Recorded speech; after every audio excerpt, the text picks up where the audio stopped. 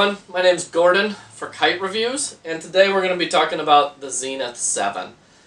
This is available from Prism Kites, and they usually go for about $80, $85, somewhere in that range. It is extremely similar to the Zenith 5, which is just 2 feet smaller, and also available from Prism Kites. It's another make from them. So go back and watch my Zenith 5 video, because this thing is literally just a scaled up Zenith 5. It has all the same features as it. So first things first, let's talk about the packaging it comes in. It comes in this bag here. Like we expect from Prism, packaging is very good. It's also ready to fly. There will be a reel here with some line. That works great. It also has kind of this strange thing. This is button up, so you can shove this in here and not use it. But they do give you this extra addition to the bag that I think is for if you didn't want to take the tent, if you didn't want to disconnect the tent poles and fold it, you could just take the crossbar out and put it in here. So that's a little bit of an interesting option. I have not used it. I don't use it that way, but something to consider. Secondly, it comes with these ribbon tails, just like the Zenith 5. They snap on with a little plastic snap here at each of the tips. So instead of getting a real attachment point for tail, we get these. It's one of my least favorite things about the 5 and the 7. And I don't think they do very much besides what they look like. They don't seem to improve the balance or like the high wind capability. They look pretty cool, and I think when you loop them, they look even better. But they don't do a lot for the stability. And go back and watch my Zenith 5 video for a story about that. We do get a tail attachment point right here, again, exactly like the Zenith 5. And it is available in all the colors of the Zenith 5, except for this color. This is unique to the Zenith 7, to my knowledge. It's also my favorite color scheme from Prism right now. As you guys know from the channel, I'm a big fan of rainbow type color schemes on kites, and you just can't get that from Prism. I think that's one of the negatives of all Prism kites, in my opinion. But this is my favorite currently available from Prism, so that's a plus. Now that we've talked about kind of the facts of the kite, let's talk about my opinion. My opinion is a little bit interesting here, because one of the things about kite reviews that I have a year of experience flying kites, and flying many different kites now, and I've bought a lot of kites, and I try them out, and maybe they disappointed me, or maybe I didn't like them very much. And now that I'm going through to do these shows, to do this review, I've been taking them back out and trying them again. And a lot of times, my opinions of them have changed over the years, or over the year, and, like, this one I think fits into that category. So my first kite was a Zenith 5, and I loved it. It was reliable, well-made, flies well. Go watch my review of Zenith 5. And so when I saw this, a Zenith 7, like, oh shit, this is what I want. I want a Zenith 5 that works in lower wind, and this has 80% more wing area. It must work in lower wind conditions than my Zenith 5.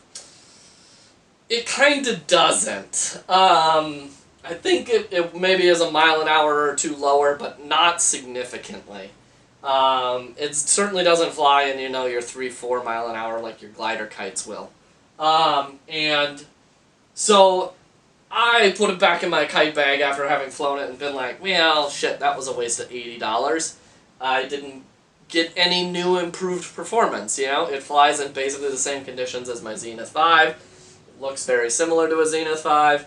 Like, the function is the same as a Zenith 5. Like, this seems like kind of a waste.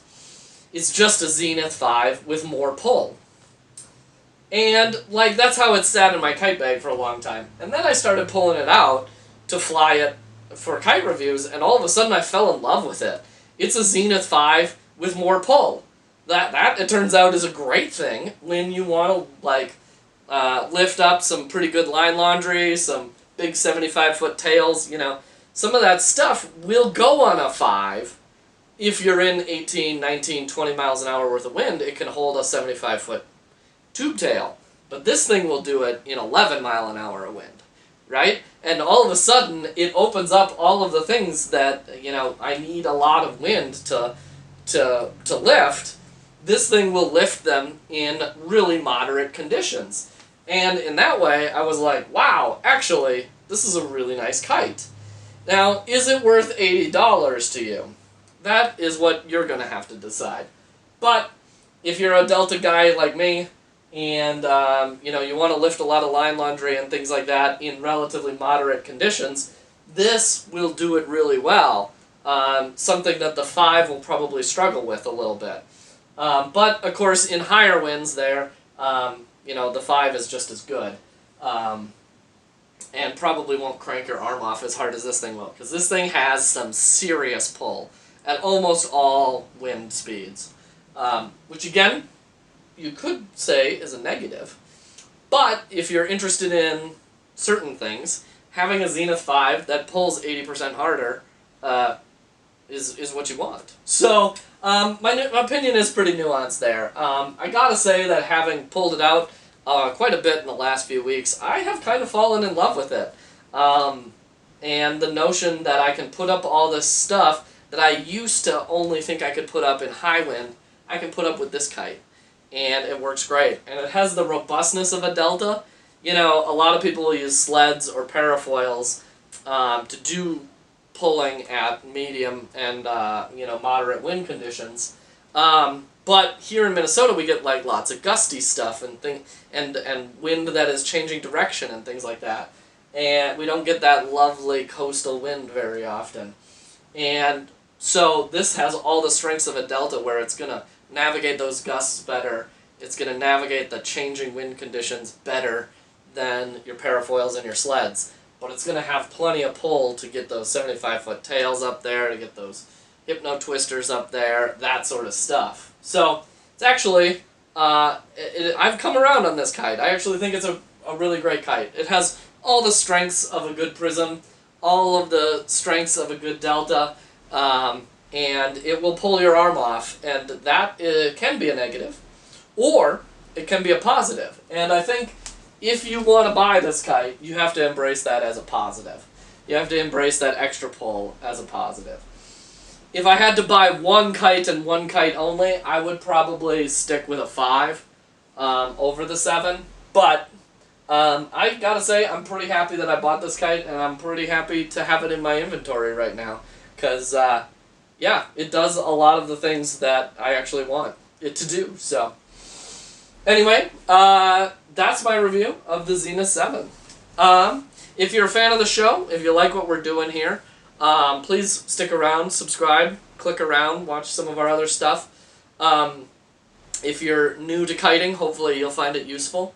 This is just how I dissociate information and how I interpret information. And so this isn't necessarily a commentary on anyone else's kite content, but this is just how I would do kite content. So that's where we're at with this. And I hope you like the channel. Hope you like the way that we do things here. So my name is Gordon for Kite Reviews. Thanks for watching.